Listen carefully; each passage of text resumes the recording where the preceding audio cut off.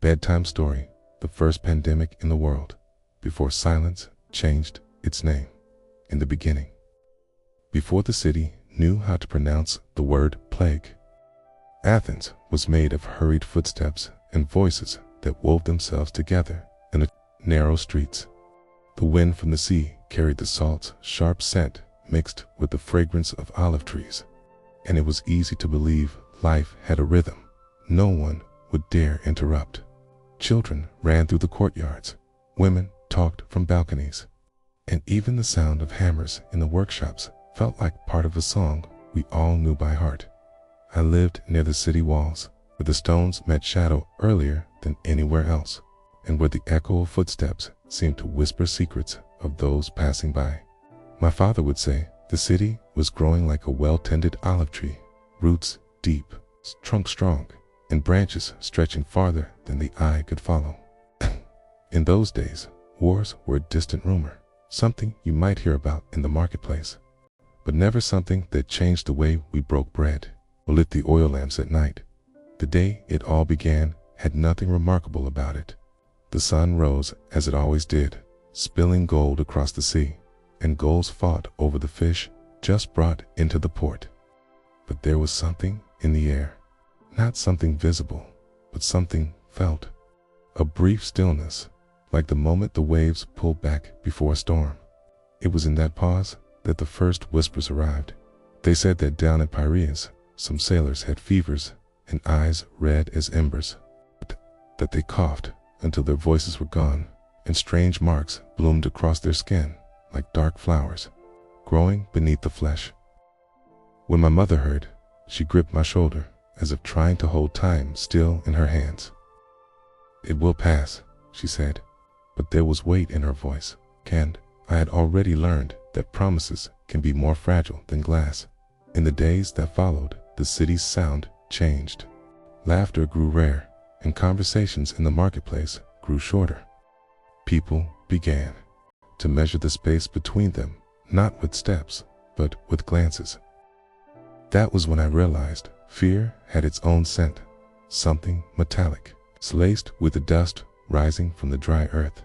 The worst came when doors began to shut, not the normal sound of a bolt turning, but something hurried, as though trying to keep the world out. Neighbors stopped lighting their lamps at night, and even the dogs barked less. Bit by bit, Athens seemed to fold inward, like a heart beating, slower to save its strength. When the plague reached our street, it did not knock. It slipped in quietly, hidden in breath, in touch, perhaps even in the wind itself. I remember one morning seeing Mrs. Damaris, who always gave me figs, sitting on her steps, her eyes unfocused. Her breathing was shallow, and her cheeks burned with a strange fever. The next day, her steps were empty. I never saw her body carried away. I only noticed that her absence was louder than her presence had ever been. At night, lying in the dark, I would hear the hurried footsteps of those carrying the dead beyond the walls. There was a place near the river, they said, where the bodies were stacked because there was no wood or hands enough for all the funeral pyres. But it wasn't the fire that frightened me most. It was the silence that came afterward. A silence so thick it felt as though it could erase memories. I was 17, and I already understood that when stories stop being told, it isn't just the present that dies, the past fades too. So I began to write, not on fine parchment or with rare ink, but on thin pieces of wood, scratched with charcoal. I wrote everything: the smell of bread that was no longer baked, the sound of wind passing through empty streets, the weight of my mother's hands when she rested them on my shoulders.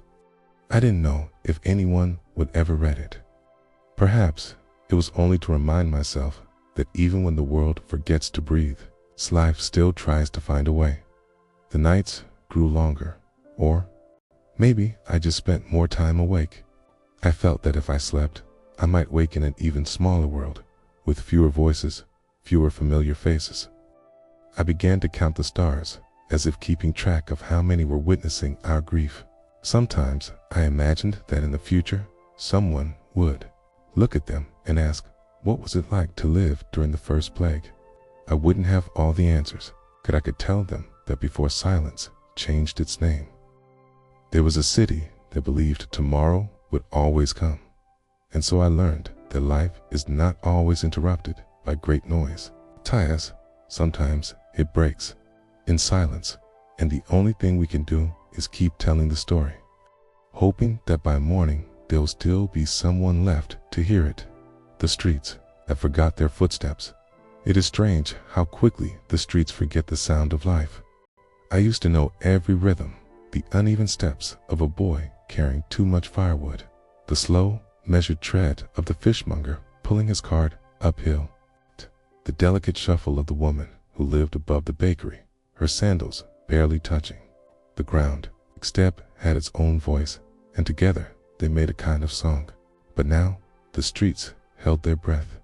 Even when someone passed by, their feet made no sound, not because they moved softly, but because my mind had stopped hearing them as part of the city's music. It was as though the plague had stolen not only people, but the memory of how it felt to belong to a place that was alive. From my window, I could see the Agora, once a restless heart of voices and barter.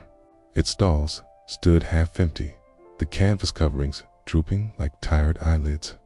Few traders still came, their faces hidden in hoods, exchanging goods with quick gestures instead of words.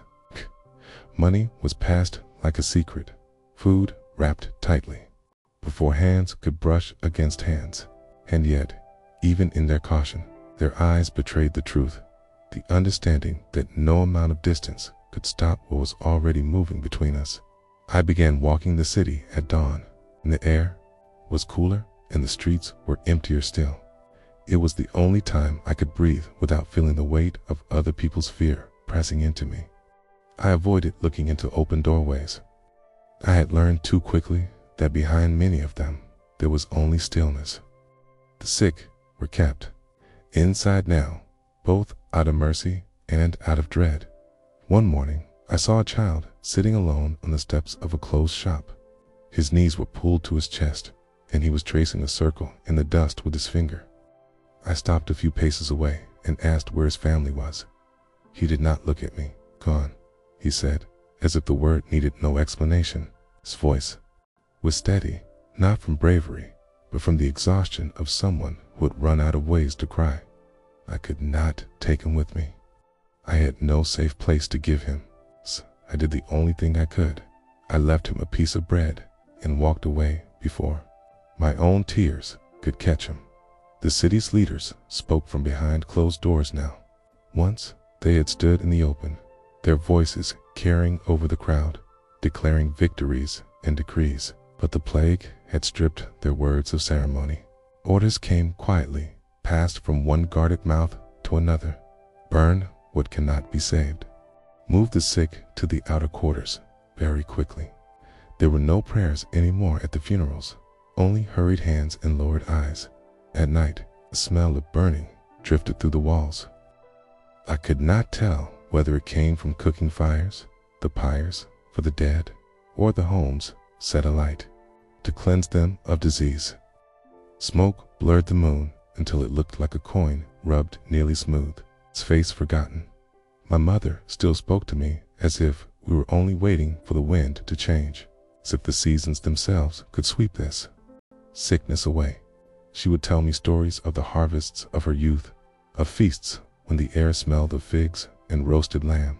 Swan listened, not because I believed in the return of those days, but because her voice gave me something to anchor myself to, proof that there had been a time before this, and that time could be remembered.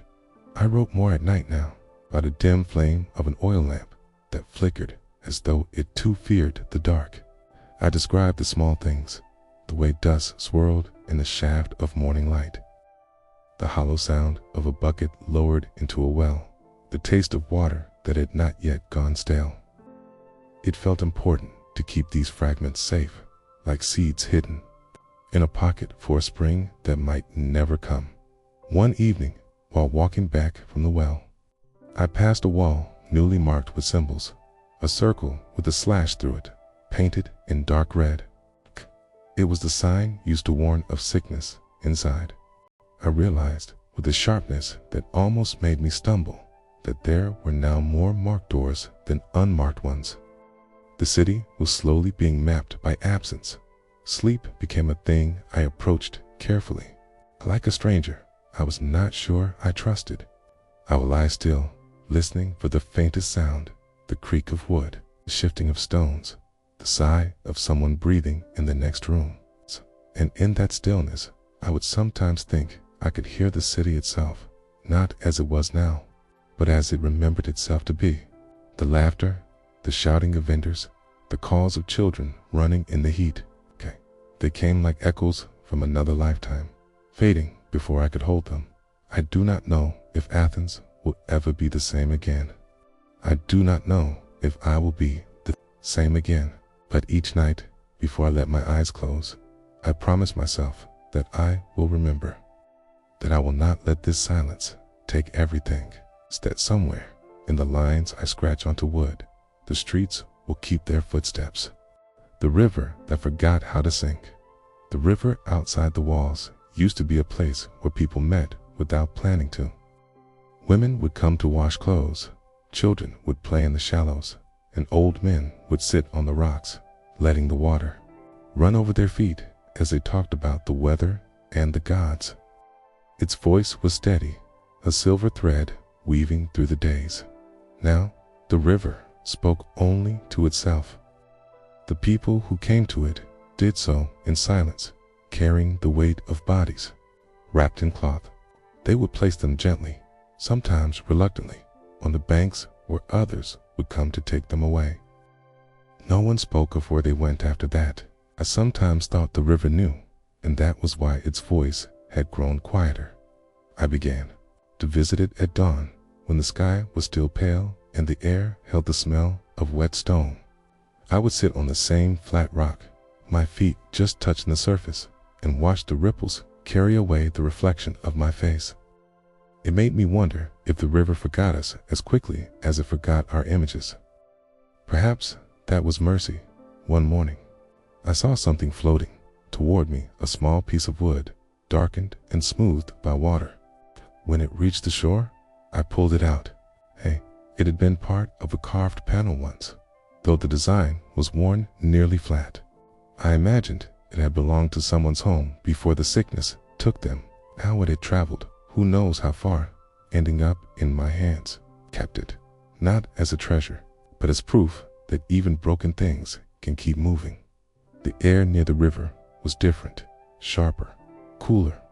It was one of the few places where I could breathe deeply without feeling the dust of the city in my lungs. But it was also where the scent of smoke and sickness sometimes met, carried on the wind from the funeral pyres.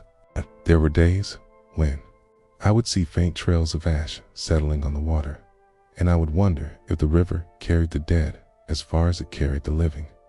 I thought often of the time before the plague, when the river was a ribbon tying the city to the land beyond the walls. Fishermen would bring their catch upstream. Traders would unload goods onto the docks, and there was always someone laughing. I tried to remember the sound of that laughter. It was harder than I expected. Memory, I learned, can be like water. Hold it too tightly, and it slips away. One day, I found my mother by the river, her skirts gathered above her ankles, her hands in the water. She was washing a small bundle of cloth. I knew at once it was one of my father's tunics. She worked slowly, her fingers pale from the cold, her eyes fixed on the fabric. I did not ask why she had brought it there instead of the well. Perhaps she wanted the river to take something from it, the scent of him, the shape of him, the memory of his skin against it. Kai stood beside her and did not speak. The river had always been patient. It accepted what we gave it without complaint. Fish, coins tossed for luck, flowers for the gods. Now it took ashes, and still it did not protest. I wondered if we had been wrong to think of it as kind. Maybe the river simply did not care. Maybe that was what allowed it to go on flowing when everything else had stopped. That night, I dreamt of the river. In the dream, it ran through the middle of the city, past the agora, past the walls, even through the closed doors of the homes. It carried all the voices we had lost, speaking softly so that only those who had truly listened before could hear them. I woke with the sound still in my ears, and for a moment believed I could go to the river and find them there. But when I returned the next morning, it was as it had always been, moving but not answering, carrying but not returning. I sat on my rock, holding the piece of wood I had found days before, and realized that perhaps my task was not to make the river remember. Perhaps it was to remember for it. So I began writing more about the water, its changing colors, the way it curved around stones, the shadows it caught from the trees above.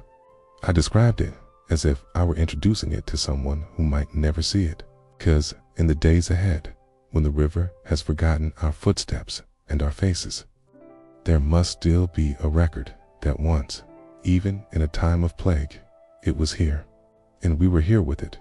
The houses that learned to whisper. Before the sickness came, our homes had their own voices.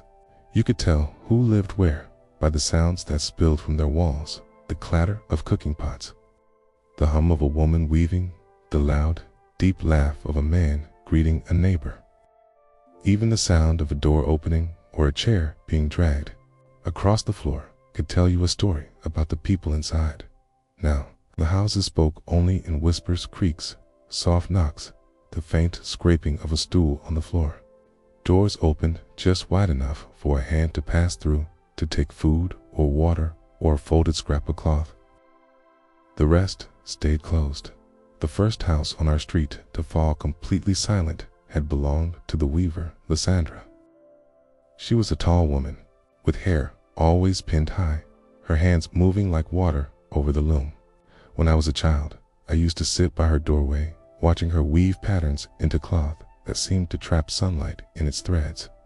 Then, one morning, the shutters were closed, and by evening, a mark was painted on the door, a small circle, with a line through it. I learned that such marks were meant to warn us, sickness inside, but they also meant something else. They meant that no one would enter again until the house was empty. And T did not mean safe, only that the people inside were gone. After Lysandra's house, more marks appeared. They spread along our street like a slow shadow. I would wake in the night to the sound of brushes against wood, someone painting another warning on another door. The sound was quick, careful, as if even the painter feared the sickness might hear them. My mother kept our own shutters open during the day, claiming that sunlight was a protection. She said it in a tone meant to convince herself as much as me. We let air move through the rooms, carrying the scent of the sea and the faint noise of the city that still tried to go on. At night, we closed the shutters, but left a small space so the breeze could find its way in. One afternoon, sent to deliver bread to an old man named Dorian who lived 2 streets away. His house was marked, but not with the circle of sickness. His had a simple line of ash across the doorframe. I learned later that it meant the house had been visited by the healers and found empty of the disease still. When I knocked, Dorian opened only a crack, his eye peering out like a bird from a hidden nest. He took the bread without speaking and closed the door gently, as if afraid it might shatter. It struck me then how the plague had changed not only the sounds of the houses, but their breathing. Homes, like people, breathed through their windows and doors. Now, they inhaled cautiously, exhaled slowly, as though any rush of air might be dangerous at night. When the city was almost entirely still, I could hear the faint groans of wood shifting as the houses settled into the cool. Some nights, it sounded almost like a sigh, long, quiet, and tired. I began to imagine the houses as living beings, exhausted from holding so many secrets. The walls inside my own home had begun to gather silence in their corners. I would run my fingers along them and feel the dust clinging there, as if even the air had grown heavy. My mother noticed it too. She started cleaning more often, not because the house was dirty, but because movement kept the silence from taking root. One evening, I lit a lamp and sat by the front door, listening. There was no wind, no footsteps, no carts, just the faint shifting of wood in the night. I thought about Lysandra's house and Dorian's and all the other homes that I learned to whisper instead of speak. I realized they might never go back to their old voices, and if they did, I wondered if I would even recognize them. So I began writing about the houses, not as buildings, but as neighbors. I wrote down the color of their shutters, the way their roofs caught the light, the cracks in their steps where weeds grew. I wanted to keep their voices alive, even if it was only in my pages, because one day the marks on the doors would fade and the wood would be repaired, and no one might remember that the houses once whispered instead of sang. And when I finished writing for the night, I touched the wall beside me as if to tell the house, I am listening, even now. The market that forgot the colors of its fruit. Before the plague, the market was the most alive place in Athens. You could smell it before you saw it. Figs split open under the sun, olives soaking in brine, fresh bread still warm enough to steam in the morning air. The colors were almost too much to take in at once. Pomegranates like red glass, green herbs tied in bundles, pottery painted in deep earth tones. It was a place where the eyes were always full and the hands were always busy. Now, the market had the look of a painting left too long in the sun.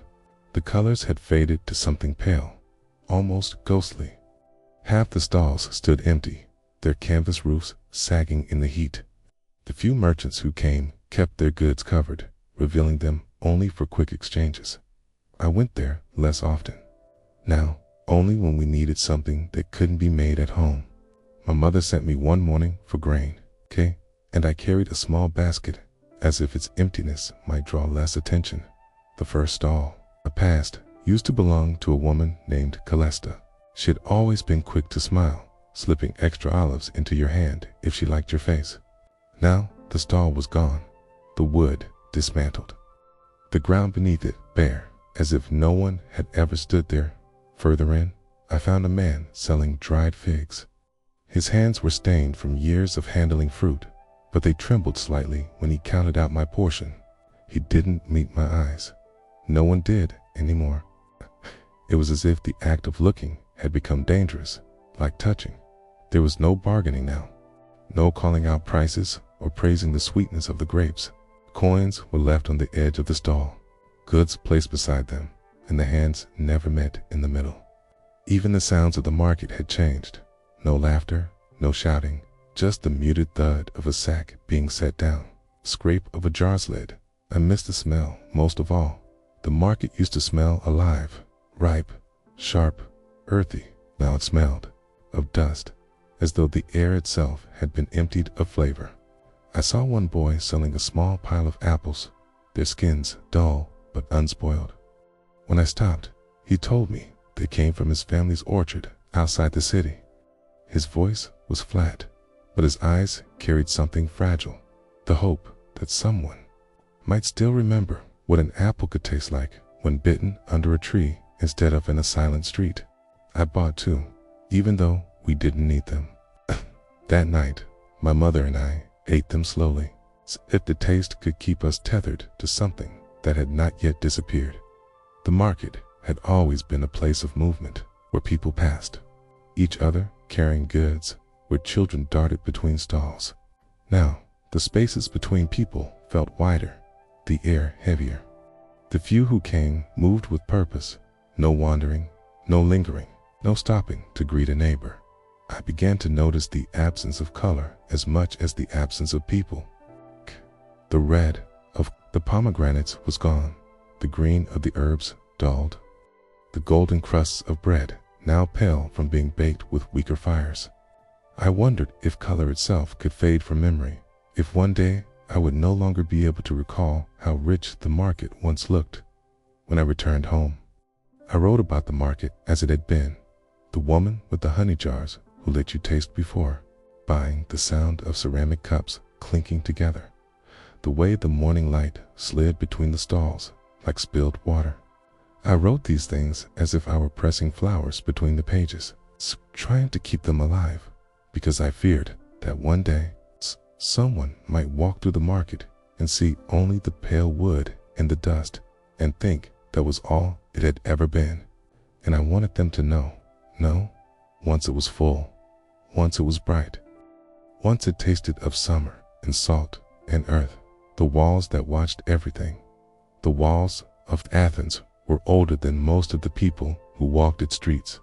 I had grown up in their shadow, tracing my fingers over the grooves in the stone where wind and rain had written their long story.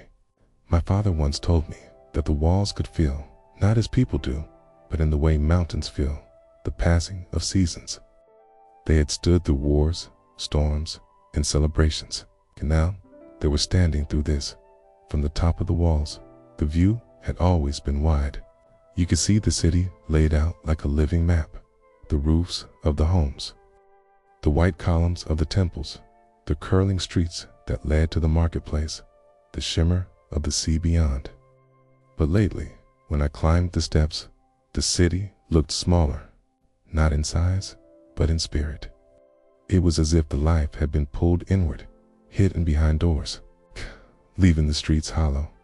I started going up there more often, not for the view, but for the quiet. The higher you went, the less you could hear the coughing, the hurried footsteps, the low voices trading bad news. Up there, the wind was the loudest thing, carrying the smell of the sea on good days and the smoke of the pyres on others. One morning, saw a mark scratched into the stone at the top of the wall, a simple line curved into the shape of a crescent moon. I didn't know who had made it or why, but it felt like a sign left for someone, maybe even for me. I traced it with my finger, wondering if it was meant to be a reminder that even in dark nights, there is still light somewhere. The walls saw everything. They saw the wagons carrying supplies into the city, the sick being carried out, the soldiers guarding the gates with eyes tired from more than lack of sleep. They saw the people who came to the gates hoping to leave and were turned away. And they saw me leaning against the stone, trying to memorize a city that was changing faster than I could write.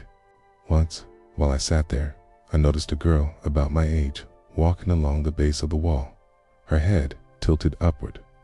She was humming softly, but enough for the sound to reach me. It was the first song I had heard in weeks.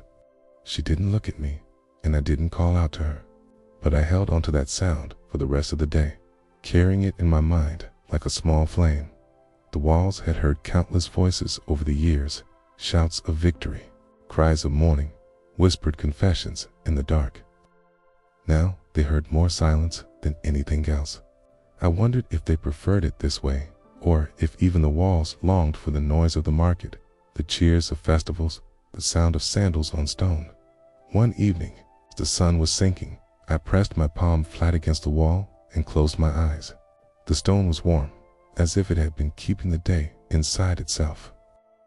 For a moment, I imagined that the walls were not just watching us, but holding us, keeping us inside like a secret they intended to keep safe. When I came down from the wall that night, I felt different. Not safer, not exactly, but steadier, as if I had borrowed a little of its patience. I wrote about the walls when I got home, describing the way they curved at the corners, the way shadows clung to them at dusk, the faint marks of past battles still visible in their surface. I wrote as if the walls were a person I had known all my life, because in some ways they were. And if the city forgot everything else, I wanted it to remember that the walls had stood, and watched and kept us company, even when the rest of the world turned away. The sea that stopped bringing good news. The sea had always been Athens' open hand to the world. Ships came and went like messengers, carrying grain from Egypt, timber from Thrace, fine cloth from far-off islands. Even when storms rose, the sea always returned something to us. If not goods, then stories, laughter, and the comfort of knowing we were not alone. When the sickness began, the ships still came. At first, we thought it meant the city would be safe. We told ourselves that the world beyond was still whole, that it would reach in and pull us through. But the sea was not bringing salvation. It was bringing the sickness. The first cases had come from Piraeus, our great port. Sailors staggered off their decks with eyes glassy from fever, skin marked with strange spots. The docks, once loud with unloading and bargaining, became quiet. Ropes were untied without a word. Goods were moved quickly, almost carelessly, as if no one wanted to touch them for longer than necessary now. When I stood at the edge of the water, I could see ships anchored farther out, their sails slack. Some waited days before daring to approach, watching the city as if measuring its sickness from afar. A few never came in at all, turning away for other ports. The sea air still smelled of salt, but there was something else beneath it now. Something sour, almost metallic, like fear carried on the wind. The gulls circled, but they cried less often, as if they too sensed there was little left worth calling for.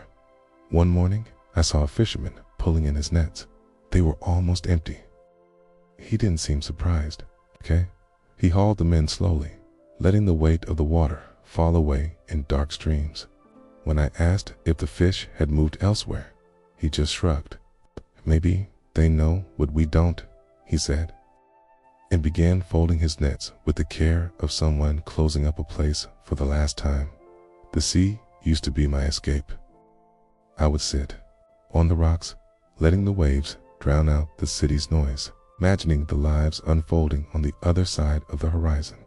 But now the horizon felt like a wall instead of a door, a line we could no longer cross without risk, a border between us and a world that had already turned its face away. I began to wonder if the sea kept its own memory of us. Would it remember the days when children splashed at its edge, when traders sang while loading their ships, when the market overflowed with goods from distant shores? Or would it remember only this, the empty docks, the anchored ships, the quiet exchanges made, with eyes lowered? I took to writing about the sea at night, by lamplight. I described the way moonlight scattered across the water, the slow pull of the tide, the way foam clung to the rocks like lace. I wanted to capture it as it was now, but also as it had been, because I feared that when the sickness ended, sea might not return to us as it once was. One evening, as I left the shore, I looked back and saw the faint outline of a ship slipping away into the dark. No lanterns lit its path. No voices called out from its deck. It moved like a shadow, leaving quietly, unwilling to say goodbye. And I thought, maybe the sea had not stopped bringing good news. Maybe it had simply run out of news to bring it all. The healers who walked without shadows in the early days. The healers still walked openly through the streets. Their robes marked them, and people would call out to them for advice, for remedies, for hope. They carried pouches of herbs, small vials of oil, the confidence of those who believed their hands could push death away. But as the sickness deepened, the healers began to change. They moved more quietly, their steps measured, their eyes sharp and searching. They spoke less. It was not that they had lost the will to help. It was that they had begun to understand the limits of what their help could do. I remember seeing one in the market square, bending over a man who had collapsed. She checked his pulse, touched his forehead, and then stepped back. Her face didn't change, but something in her shoulders did a small drop, like a tree branch weighed down by snow. She didn't try to lift him, didn't call for others. She simply covered his body with a cloth and moved on. It was then I realized that healers had learned something the rest of us hadn't yet, that there would be more bodies than cures. In time, they began wearing cloths over their mouths and noses, tied tightly at the back of the head. They rubbed their hands with vinegar, carried small bundles of pungent herbs they would breathe through in crowded places. The smell of rosemary and thyme began to follow them like a second skin. People started to fear the sight of them. If a healer knocked on your door, it meant the sickness had found you. I overheard a woman whisper once that healers walked without shadows, meaning, I think, that they no longer belonged to the living in the same way the rest of us did. They moved between life and death so often that the sun itself did not know how to hold them. One evening, I passed a healer near the city wall. He was sitting on a low bench, his head bent over his hands. His fingers were raw, the skin red and cracked from washing. Beside him lay a bundle wrapped in cloths, too small to be a body, too large to be an ordinary parcel. He noticed me looking and simply said, "Don't ask." I didn't. I began to write about them at night, not as heroes or saviors, but as witnesses, those who carried the weight of every failed cure, every quiet death, every house they left behind, knowing it would be empty by morning. I described their hands, their eyes, the way they scanned a room before stepping inside. I wrote about the sound of their footsteps, soft, steady, never rushed, like people who knew they could not win a race, but would run it anyway. Sometimes I wondered what it cost them to keep going. Did they still sleep? Did they still dream? Did they still remember the names of those they had saved, or only the faces of those they had not? One night, I dreamed of walking through the streets and finding a healer standing at every doorway, their faces hidden, their hands raised in silence. The city was perfectly still, but the air was heavy with the scent of rosemary. When I woke, the smell was still there, faint but unmistakable, as if it had followed me out of the dream. And I thought, perhaps healers really did walk without shadows, not because the light refused them, but because they had learned to leave their shadows behind where no sickness could touch them. The bells that rang for no one before the sickness. The bells of Athens marked the rhythm of our days. They rang in the mornings to call the market to life, in the evenings to signal the closing of the gates, and on holy days their sound rolled through the streets like sunlight through an open window. Weddings, festivals, victories, the bells had voices for each, and the city knew how to listen. Then they began to ring for a different reason. At first, it was just once in a while, a single low tone to tell us that another had been lost. But as the plague tightened its hold, the bells rang more often, their notes heavier, slower. Times they sounded in the middle of the night, pulling people from shallow sleep into the cold air of morning. Soon, no one came when they rang. There were no crowds gathering at the sound, no processions. The bells announced death, but the dead left the city without witnesses. Those who carried them away moved in silence, and the bells rang for no one's ears in particular. I began to listen for them differently. In the beginning, I would stop what I was doing and count each toll, imagining the life behind it. But the numbers became too many, and I learned to let the sound pass through me like wind. Still, there were days when a single strike would seem louder than the rest, as if it carried the weight of someone I had known. One morning, I climbed the narrow steps of the tower where one of the bells hung. The rope was worn smooth where countless hands had pulled it, and the metal was darkened by years of sun and rain. Up close, the bell did not seem as large as it sounded, but when I touched it, felt the cold of it settle into my palm. I asked the keeper, an old man with shoulders rounded by time, why he still rang them. If no one came, he looked at me for a long moment before answering. Because the city must know it is losing something, he said, even if it cannot stop the loss. That night, I dreamed of the bells ringing with no hands to pull the ropes, their voices carried by the wind alone.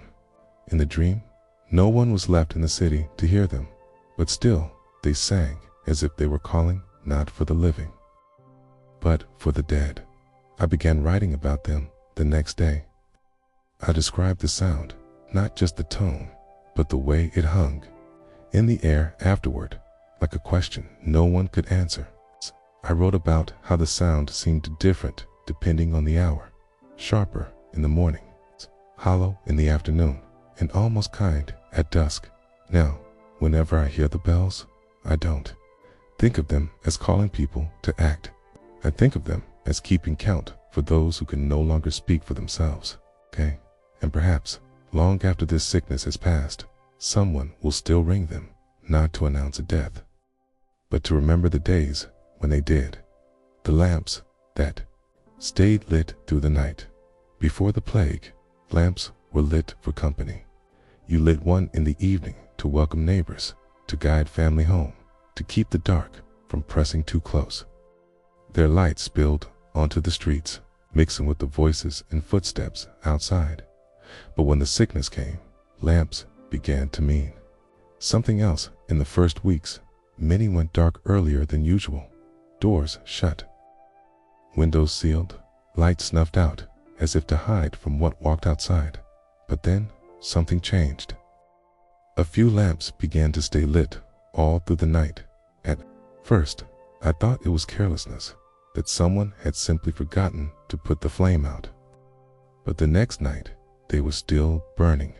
And the next, from my window, I could see one in particular, a small oil lamp in the house across the street, sat near the window, so its glow reached out like a hand. I knew the woman who lived there, Elpida. She was older, her back bent from years of weaving, her hair always wrapped in a dark scarf.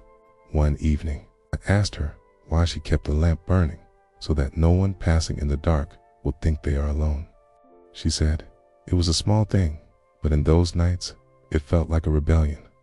The plague had taken so much voices, gatherings, music, but here was a light saying, there is still someone awake, still someone breathing, still someone willing to be seen. Soon, I noticed other lamps staying lit in the distance. Not many, just a few scattered points across the city.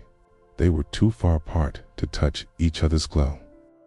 But knowing they were there made the night feel less endless. Sometimes I would stay by the window until morning, watching how the lamp across the street held its shape against the dark. The flame would tremble when the wind slipped through a crack, but it never went out. It was a stubborn kind of light, the kind that doesn't promise to drive the darkness away, only to stand in it without leaving. I began writing about the lamps, giving each one a name. I called Elpida's the Sentinel. Another I could see faintly down the hill became the Watcher. I imagined they spoke to each other across the rooftops, passing quiet messages the way people once did in the marketplace.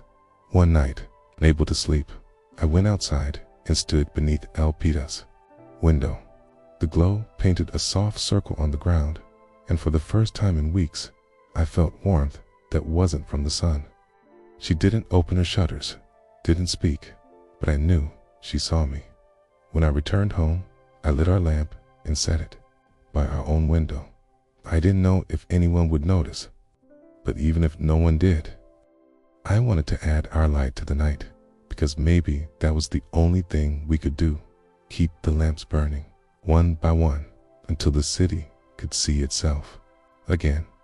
The streets that learned to echo differently.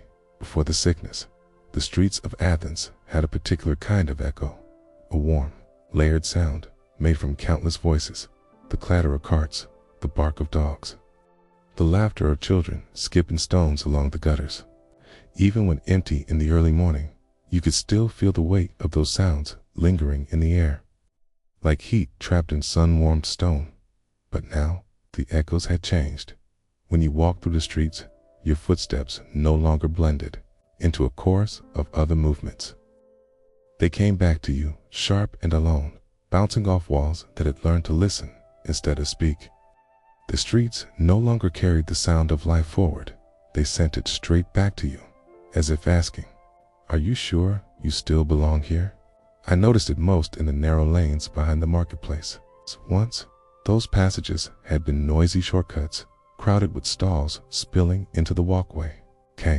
Now the air there was cool and hollow, and even the smallest sound, a pebble rolling underfoot, the scrape of a sandal, returned with a clarity that felt too close.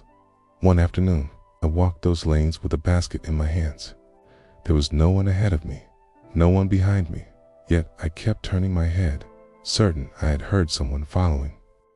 It was only my own steps coming back, but in those moments, I realized how easy it would be to forget the difference between memory and presence. Sometimes I would hear strange echoes, voices that seemed to come from nowhere.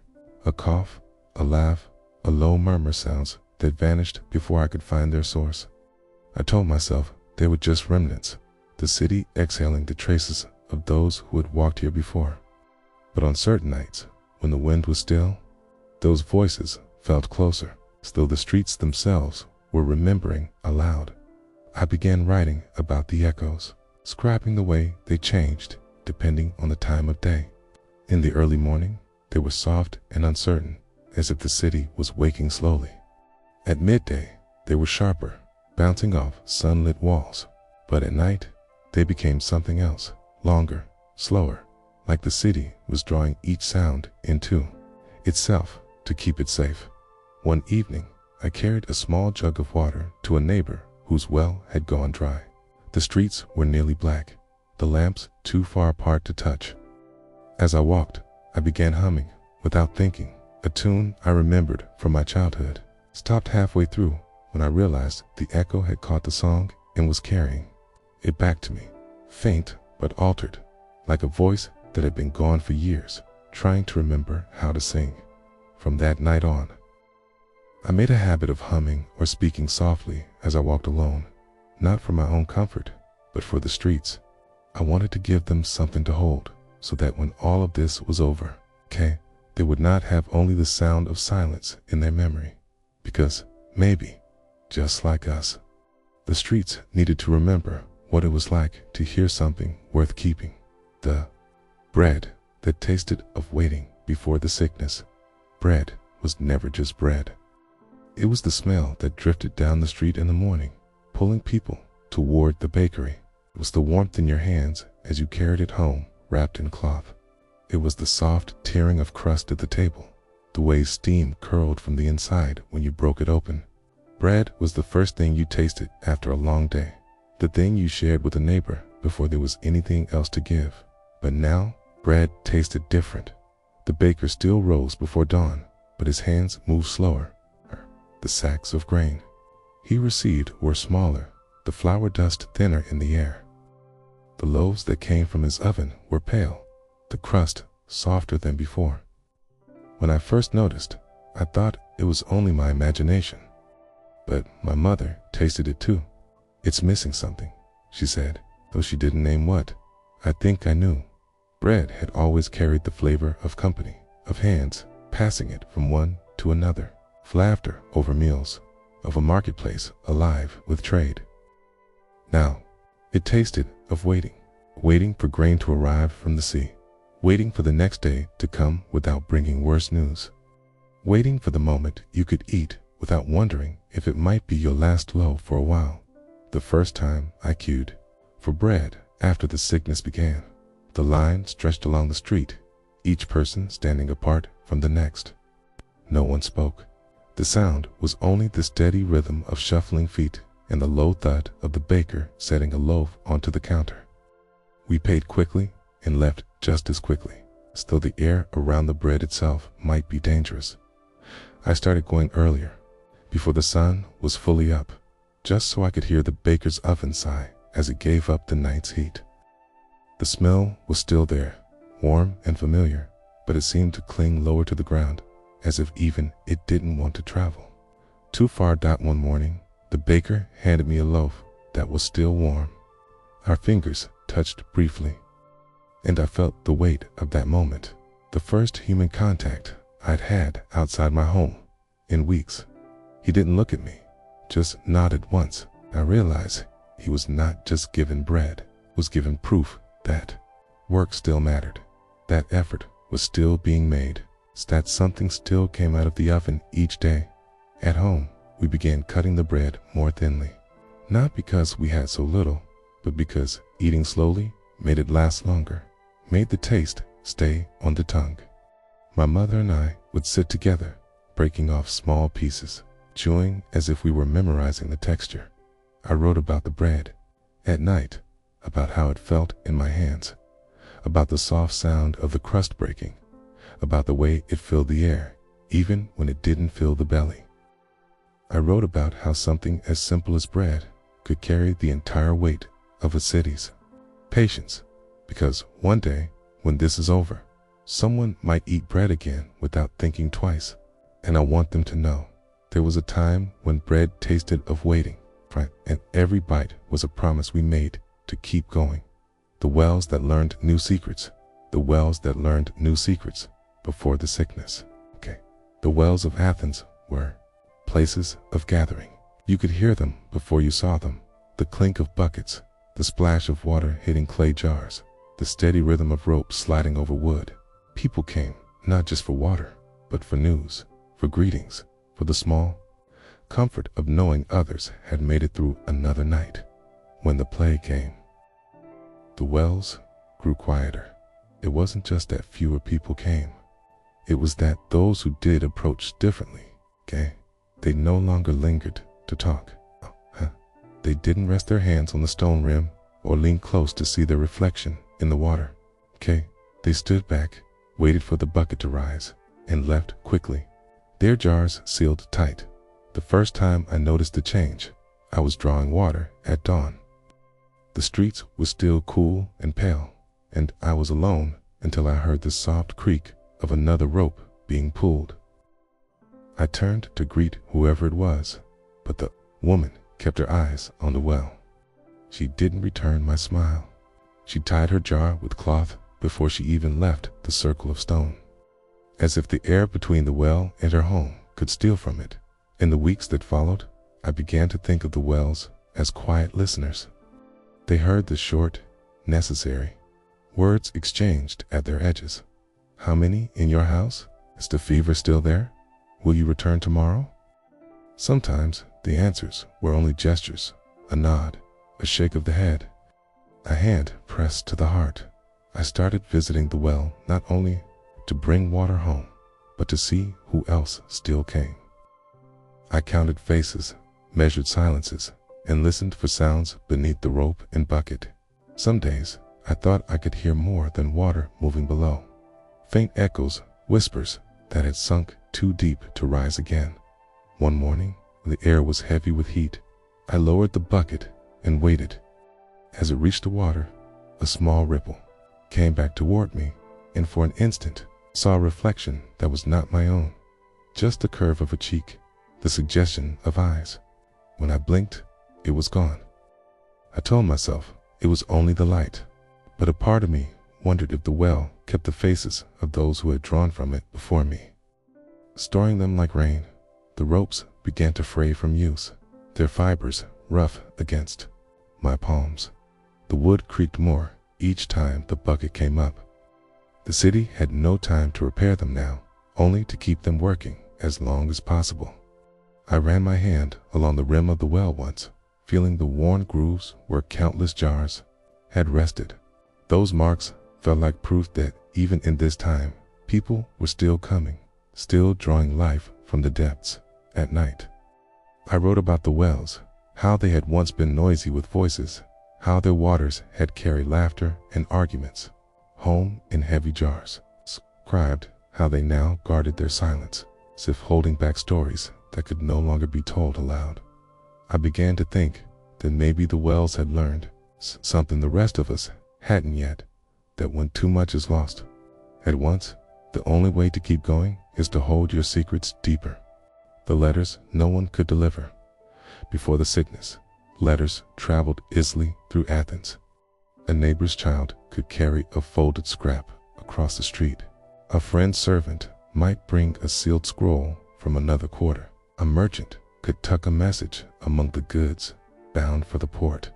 Words moved faster than feet. A promise, a request, a confession, all able to reach the hands they were meant for. When the plague came, the letters began to pile up. At first, they still made their way, passed cautiously from gloved hand to gloved hand, tucked into baskets left on doorsteps. But soon, the fear of touch became stronger than the need to speak. Messengers were turned away from doors, scrolls left uncollected. I remember seeing a small bundle of letters on the steps of a house marked with the sign of sickness, tied together with string, the edges curled from the night's damp air. No one came to take them in. By the next day, they were gone. I do not know if someone claimed them or if the wind simply decided their words would never be read. In my own home, letters began to gather in a wooden box by the door. They were written for people we could not visit.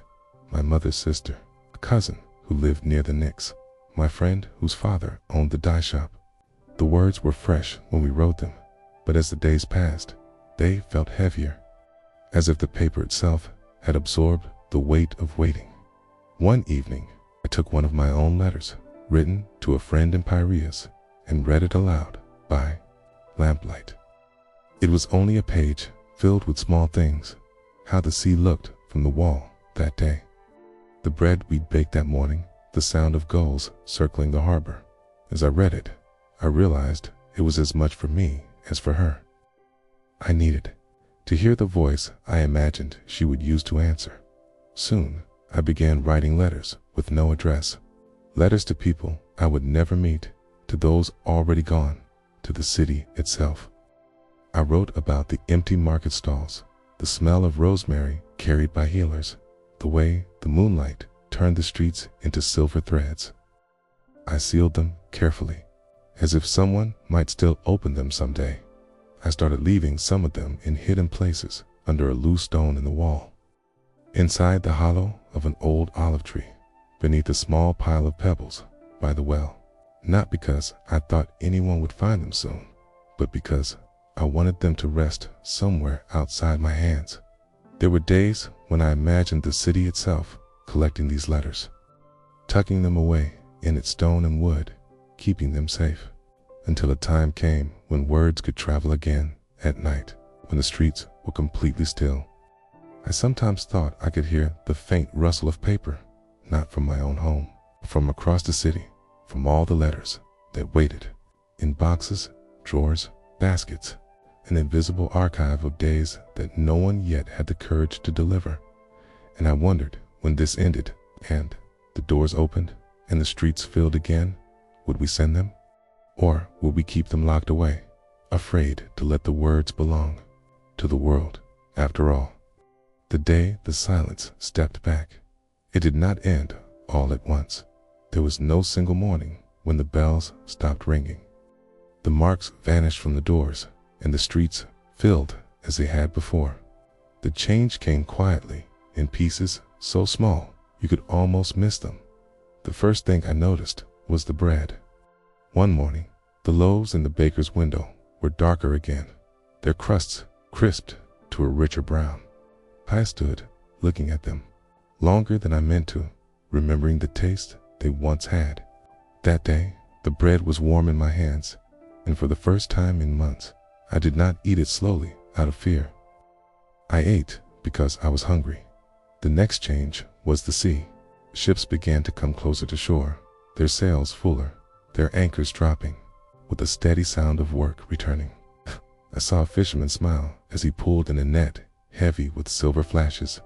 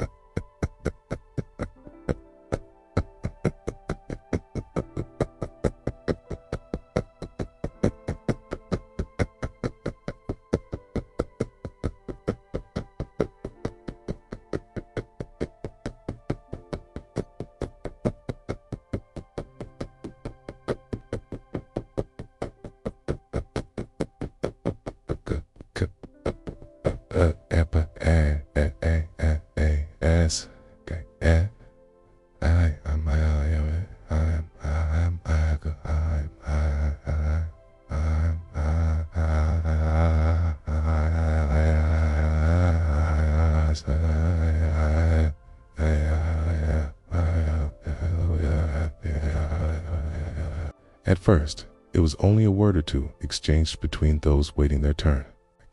Then the words became sentences, the sentences laughter, the laughter loud enough to echo again. The water tasted the same, but somehow it felt new, as if it had been holding its breath and could now release it. The healers were still there, walking the streets, but their movements had softened. They no longer carried the scent of rosemary so heavily, and their hands, though still tired, no longer trembled. One even stopped to ask me how I was, not to assess my health, but simply to hear my answer. Even the walls seemed to stand up, little differently. The shadows they cast in the afternoon were warmer, less like watchmen guarding against an invisible enemy, more like old companions keeping time. The marks left by the sickness would stay, I knew, but the city was learning to live beside them instead of under them. One evening, I climbed to the top of the wall and looked out over Athens. Lamps were lit in more windows now, not to signal defiance or keep someone company in the dark, but simply because people were gathering again. Their lights spilled onto the streets like it used to. Across the city, I imagined the letters, all, those that had waited in boxes and baskets, finally finding their way into hands. Some would be read, others would be burned. A few might remain sealed forever, their words belonging only to the moment they were written. I walked home slowly, passing the marketplace. It was not yet full, but it was no longer pale. Bright cloth had returned to some stalls. Herbs lay in green bundles again, and someone was selling apples from an orchard beyond the walls. Bought one. The taste was sharp and sweet, and I closed my eyes as I bit into it, holding the flavor as if it were proof. That night, the streets were not silent. They were not as loud as they once had been, but the echoes were different now, softer, but alive. The kind of echoes that come when people move through a place without fear. I sat by the window with my lamp lit, the same one I had kept burning through the long nights. The flame wavered in the breeze, but it did not go out. I opened the box of letters I had never sent and chose one, the first I had written in the earliest days. I didn't read it. I didn't need to. I took it outside and left it at the base of the wall, letting the city decide what to do with it. And as I turned to go back inside, I realized the silence was still here, but it was no longer holding us. A T had stepped back, making room for voices to grow again. The city was not the same. Neither was I, but we were still here, and that, I thought, was enough for now.